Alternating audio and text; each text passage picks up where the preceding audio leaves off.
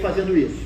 Muito bem, voltando aqui a nossa mensagem. Então o que nós vemos é que de alguma maneira o Absalão ele estava construindo, né, nesses 4 anos ele estava construindo ali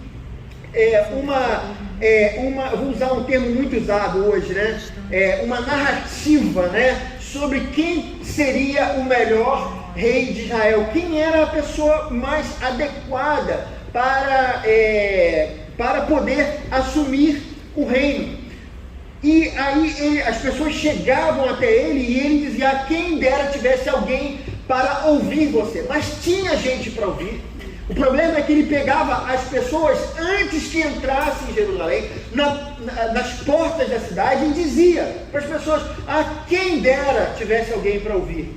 Na verdade, ele já cooptava as pessoas antes mesmo delas entrarem em Jerusalém, para que elas fossem instruídas. E nós sabemos, a Bíblia nos diz que Davi foi um bom rei, ele era um homem temente a Deus, ele era um rei que não era perfeito, mas ele tinha uma preocupação com Israel. Israel era uma responsabilidade que estava sobre as suas mãos. Então, o que nós percebemos aqui, queridos, é que de fato Absalão ele tentava mudar aquela situação, porque se fosse por Davi, aquilo não mudaria, porque Israel aprovava o rei, porque o rei era alguém importante de fato para a nação. Mas quando a gente olha para Absalão, a gente não se dá conta de que ele estava no lugar errado, fazendo a coisa errada. Absalão, queridos, não era para estar naquele lugar. Se nós formos olhar a história, retroceder a história, nós vamos ver que há um erro que acontece naquele trajeto ali de Davi, do reinado de Davi, que faz com que isso aconteça em um determinado ponto. É exatamente o momento em que Davi ele comete um grave pecado diante de Deus, que levou ele a cometer um crime.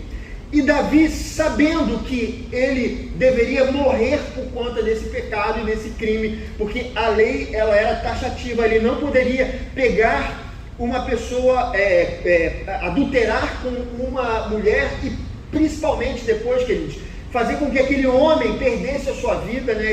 Ele conspirou para que aquele homem morresse, e ele, como sendo rei de Israel, tendo experimentado tudo que ele experimentou, ele simplesmente não teve o cuidado necessário e fez com que tudo aquilo de bom que ele havia feito fosse jogado no lixo. Digamos assim, queridos, as pessoas perderam o respeito pelo rei Davi depois daquilo que ele fez. Ele deixou de ser uma unanimidade. Por conta disso, Amnon, ele cometeu um grave crime contra a sua meia-irmã, irmão de Absalão, né? Violentou a sua irmã, e Absalão guardou aquilo com raiva durante 2 anos e depois matou o seu irmão. E você perceba que nem Amnon foi punido pelo pai, nem mesmo Absalão. E nesse caso, o cumprimento da lei era fazer com que eles pagassem pelos seus crimes. Era a pena de morte. Mas Davi, infelizmente, por mais que ele tenha sido um bom rei, um homem segundo o coração de Deus, ele falhou nessas questões. E isso não foi bom, e isso desencadeou uma série de coisas. E nós vemos que isso estava acontecendo aqui. Absalão viu uma fraqueza no pai, e nesse momento ele tenta criar um ambiente. Veja que ele construiu esse seu reinado, esse seu governo durante 4 anos. Ele já estava com isso na cabeça, até que ele pede ao pai, ele diz ao pai que ele quer ir adorar a Deus em Hebrom, mas na verdade aquilo não era exatamente uma adoração que ele queria fazer, mas fazia parte do plano, porque Hebrom era a cidade que tinha apoiado Davi no início do seu governo, e agora também, de alguma maneira, aquela cidade, sendo uma cidade simbólica, ele começaria o seu reinado ali naquela cidade. Então ele vai para lá, e lá ele proclama o seu reino, né, a partir dos seus soldados e conselheiros e tudo mais. E o que a gente percebe é que, de alguma maneira, Davi, ele acaba vendo aquela situação, né? Então, para ele evitar um banho de sangue que teria sido aquele embate com seu filho, ele simplesmente foge daquela região, né? E tenta ir o mais longe possível. A história, ela vai se desencadeando conforme nós temos lido na nossa leitura bíblica devocional, mas eu escolhi esse trecho aqui porque esse é um trecho importante, que Davi nos ensina uma coisa que tem muito a ver com a nossa vida, com o nosso dia e até mesmo com esse momento no qual nós estamos vivendo. E a primeira questão, queridos, eu queria falar sobre o que Davi fez, quais foram as coisas que ele fez a partir do momento em que ele percebeu que a situação estava ruim para ele e ruim para a nação. Eu queria falar sobre essas coisas, e a primeira questão que nós vemos está no versículo 14. Quando nós lemos aqui o versículo 14, vimos o seguinte: em vista disso, Davi disse aos seus conselheiros que estavam com ele em Jerusalém: vamos fugir, caso contrário, não escaparemos de Absalão. Se não partirmos imediatamente, ele nos alcançará, causará a nossa ruína e matará o povo à espada. Davi, queridos, nesse momento, ele foi alguém estratégico, ele foi uma pessoa pragmática. Ele poderia ter, irmãos, usado de arrogância. Ele foi uma pessoa que Deus abençoou muito em todo o seu processo, né? Desde o início, antes de se tornar rei, até depois que se tornou rei, ele confiava no Senhor, e o Senhor fazia com que ele vencesse as batalhas. Mas ele poderia ter falado que não, eu vou enfrentar Absalão e Deus me dará a vitória.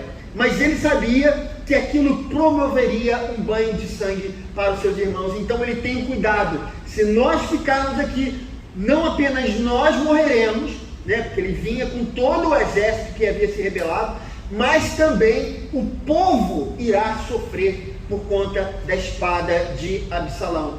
Ele faz uma escolha estratégica, ele é pragmático naquilo que ele faz. Depois, queridos, nós vemos uma outra questão também, que é essa que a gente vê no versículo 25.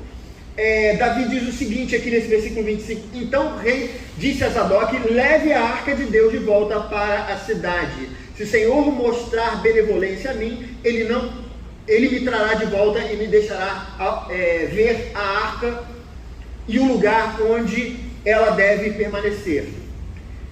Entendam o movimento. Davi saiu de Jerusalém e ele levou consigo a arca do Senhor. A arca era símbolo da presença de Deus. Quando Davi ele sai de Jerusalém, levando a arca, o que ele está dizendo é que o Senhor está comigo. Mas no meio do caminho, foi como se ele tivesse entendido o seguinte: Deus não é o Deus de Davi, ele não está a meu serviço, ele é o Deus de Israel. Então ele pede que a arca retorne para aquele lugar, para Jerusalém, para o tabernáculo, porque lá era o lugar da arca do Senhor. O Senhor não era meu, não era de Davi, ele pertencia a Israel. Davi, naquele momento, ele entendeu: eu não posso conduzir a arca comigo. Vocês se lembram do período dos juízes, quando, na época de Eli, os filhos dele levaram a arca para a guerra, e lá eles foram derrotados. Eles achavam que a arca tinha um poder mágico, que eles levariam para lá e ganhariam a batalha contra os filisteus, mas isso não aconteceu. Eles foram derrotados e os filisteus levaram a arca para a cidade de Gate. Amados, a mesma coisa poderia acontecer com Davi, ter uma visão mística sobre aquele objeto, como se aquele objeto carregasse um poder intrínseco em si mesmo e pudesse dar a vitória a Davi. Mas Davi entendeu. Davi tinha um conhecimento da lei e sabia que o Senhor não era dele, que ele não poderia colocar o Senhor num caixote e carregar para cima e para baixo. Deus, se ele desse a Davi a oportunidade, então sim, ele veria novamente a arca do Senhor, ou seja, Davi seria reconduzido ao seu posto de monarca da nação de Israel. E a terceira coisa que nós vemos aqui, queridos, não pertence a ele, e ele faz alguma coisa, queridos. Ele ora porque ele acredita que Deus pode agir no lugar dele, que ele naquele momento não tem muito o que fazer. Amados, eu dei a esse sermão o seguinte título: se tudo parecer estar ruim, então ore. Foi o título que eu dei a essa situação, a esse sermão. Muitas vezes, queridos, nós passamos por momentos na nossa vida onde as coisas parecem não caminhar bem. As coisas são difíceis, estão complicadas. Na verdade, o que nós percebemos é que, olhando para Davi, nós temos algumas dicas importantes quando simplesmente as coisas começam a sair da nossa proteção, do nosso cuidado. Quando as coisas começam a tomar um rumo no qual nós não estávamos planejando. E nós vemos isso, que Davi nos dá algumas lições importantes. E a primeira delas é no ponto da estratégia. Queridos, nós precisamos ser pragmáticos quando a situação não está boa a nosso favor. Todos nós passamos por dificuldades e lutas. É uma mentira dizer que o crente não passa por lutas, por tribulações.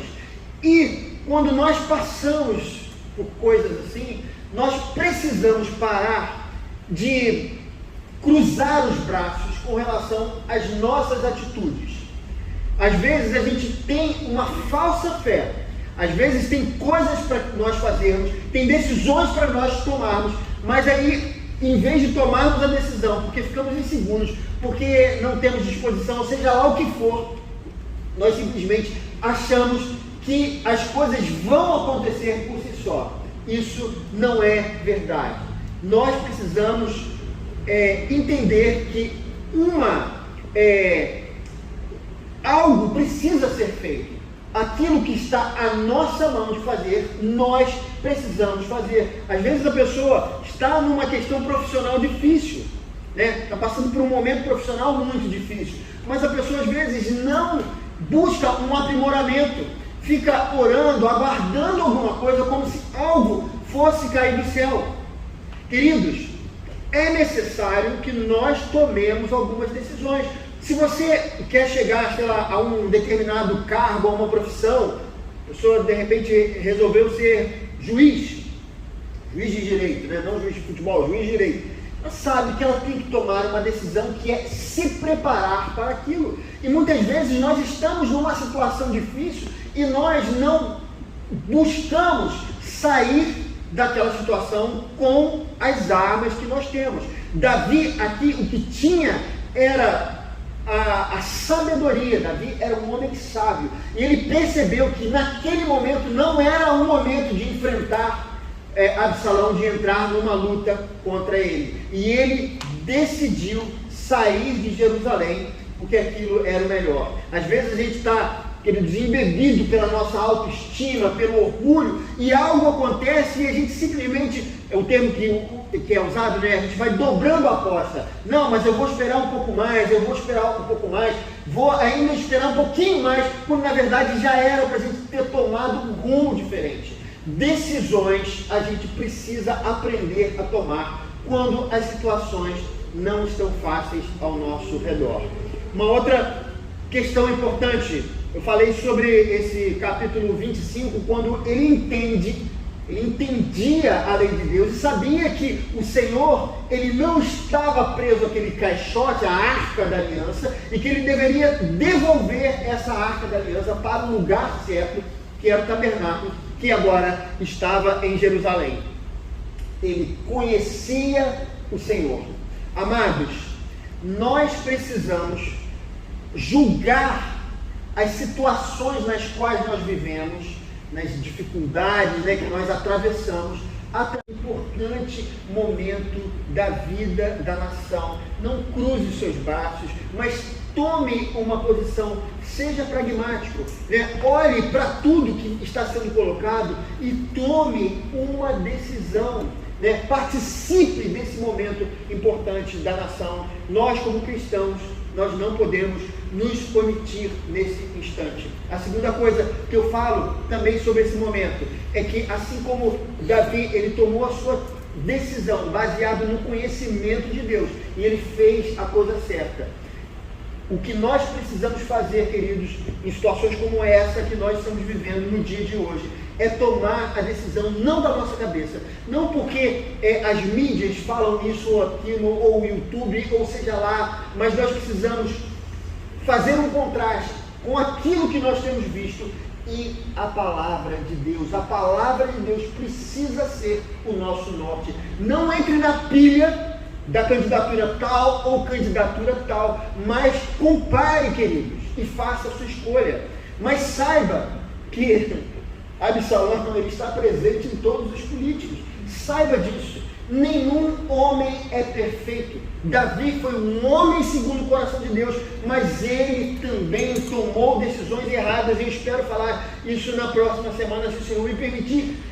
Decisões erradas são o que as pessoas fazem. Você não sabe se o seu candidato amanhã vai fazer, a partir de janeiro, vai fazer um mandato perfeito, queridos. Possivelmente não, possivelmente ele vai errar, mas faça a sua escolha hoje, com a sua consciência limpa, de que você está tomando uma decisão boa, de acordo com a palavra de Deus, e não simplesmente, queridos, porque disseram a você para fazer isso ou aquilo, né? Por isso que o pastor de vocês não diz quem vocês devem votar, mas por isso que aqui desse culto tem sido ensinado a palavra de Deus, porque é a partir dela que você vai tomar a sua decisão.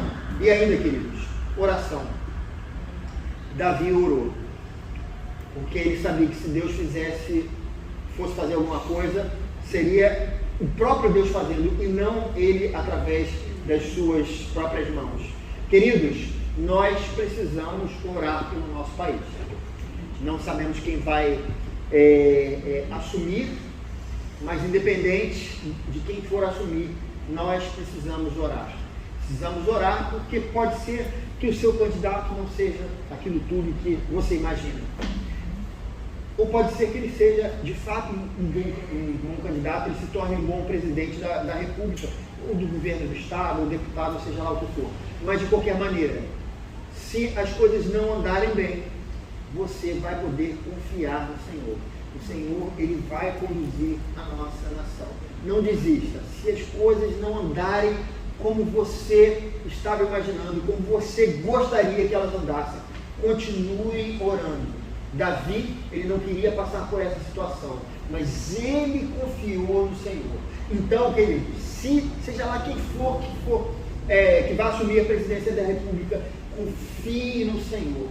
Ore e não fique atribulado, não fique nervoso no dia de hoje, não fique com o coração aflito pelo que vai acontecer, né? Eu sei que você já fez a sua escolha e que você está torcendo para que as coisas aconteçam, né? Mas fique também confiante.